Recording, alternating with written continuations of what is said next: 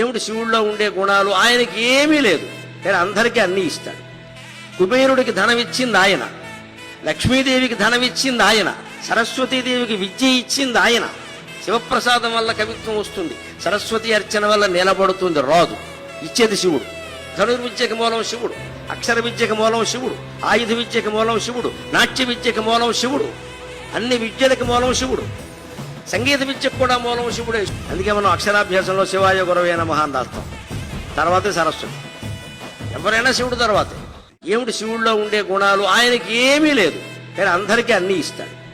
కుబేరుడికి ధనం ఇచ్చింది ఆయన, లక్ష్మీదేవికి ధనం ఇచ్చింది ఆయన, సరస్వతీదేవికి విద్య ఇచ్చింది ఆయన.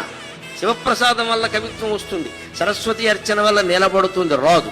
ఇచ్చేది శివుడు. ధనుర్విద్యకి మూలం శివుడు, అక్షర విద్యకి మూలం శివుడు, ఆయుధ విద్యకి మూలం శివుడు, నాట్య విద్యకి మూలం శివుడు, అన్ని విద్యలకు మూలం శివుడు.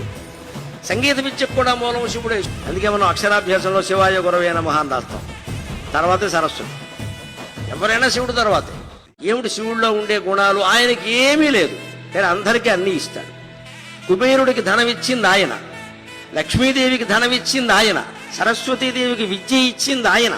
శివప్రసాదం వల్ల కవిత్వం వస్తుంది, సరస్వతి అర్చన వల్ల నిలబడుతుంది, రాదు. ఇచ్చేది శివుడు. ధనుర్విద్యకి మూలం శివుడు, అక్షర విద్యకి మూలం శివుడు, ఆయుధ విద్యకి మూలం శివుడు, నాట్య విద్యకి మూలం శివుడు, అన్ని విద్యలకు మూలం శివుడు. సంగీత విద్యకు కూడా మూలం శివుడే. అందుకే మనం అక్షరాభ్యాసంలో శివాయ గురవే నమః అని రాస్తాం. తర్వాతే సరస్వతి. ఎవరైనా శివుడు తర్వాతే. ఏమిటి శివుడిలో ఉండే గుణాలు? ఆయనకి ఏమీ లేదు, కానీ అందరికీ అన్నీ ఇస్తాడు. కుబేరుడికి ధనం ఇచ్చింది ఆయన, లక్ష్మీదేవికి ధనం ఇచ్చింది ఆయన, సరస్వతీదేవికి విద్య ఇచ్చింది ఆయన. శివప్రసాదం వల్ల కవిత్వం వస్తుంది, సరస్వతి అర్చన వల్ల నిలబడుతుంది, రాదు. ఇచ్చేది శివుడు.